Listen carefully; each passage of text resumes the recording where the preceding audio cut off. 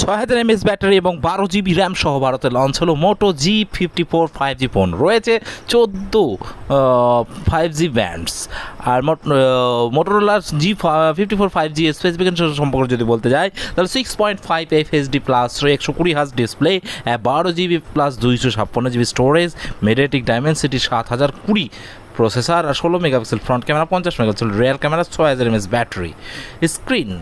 Screen এই ফোনটিতে 20:9 aspect ratio যুক্ত এবং 2400x1080 পিক্সেল রেজলিউশন সাপোর্ট সহ 6.5 ইঞ্চির ফুল এইচডি প্লাস ডিসপ্লে রয়েছে। প্রসেসর মোটো G54 5G ফোনে 2.2 GHz ক্লক স্পিড যুক্ত মিডিয়াটেক ডাইমেনসিটি 7020 অক্টাকোর প্রসেসর যোগ করা হয়েছে। এছাড়াও এই হাই কোয়ালিটি গ্রাফিক্সের জন্য এই ফোনের র্যাম স্টোরেজ ভারতের মার্কেটে এই মোটোরোলা ফোনটির দুটি ভ্যারিয়েন্টে আসছে, একটা 8GB, একটা হচ্ছে 12GB। যেটা 8GB সেটা 128GB সাথে, আর 12GB হচ্ছে 256GBর সাথে। তো বন্ধুরা কেমন আছো সবাই? তো ভিডিওটিতে অবশ্যই লাইক এবং শেয়ার করো, এবং তোমাদের বলি যারা নতুন আছে তারা অবশ্যই চ্যানেলটিকে সাবস্ক্রাইব করে পাশে থাকবে। তো এর ক্যামেরার যদি কথা বলি তাহলে ফটোগ্রাফির জন্য এই ফোনের dual rare camera set up রয়েছে। ফোনের ব্যাক প্যানেলে OIS ফিচারযুক্ত 50 মেগাপিক্সেল প্রাইমারি সেন্সর দেওয়া হয়েছে এবং 8 মেগাপিক্সেল ম্যাক্রো ডেপথ সেন্সর যোগ করা হয়েছে।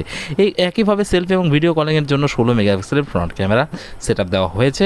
ব্যাটারি পাওয়ার ব্যাকআপের জন্য মোটো G54 5G ফোনে 6000 mAh ব্যাটারি যোগ করা হয়েছে, যেটি আমার কাছে দারুণ লেগেছে। এই ফোনে টার্বো চার্জ টেকনোলজিও যোগ করা হয়েছে, যার ফলে মাত্র কিছুক্ষণের মধ্যেই এই ফোনটি ফুল চার্জ হয়ে যায়। আর অন্যান্য মোটো G54 5G ফোনটি 14 5G ব্যান্ড সাপোর্ট করে। এই ফোনটি IP52 রেটিং দেওয়া হয়েছে, এতে 3.5mm জ্যাক রয়েছে।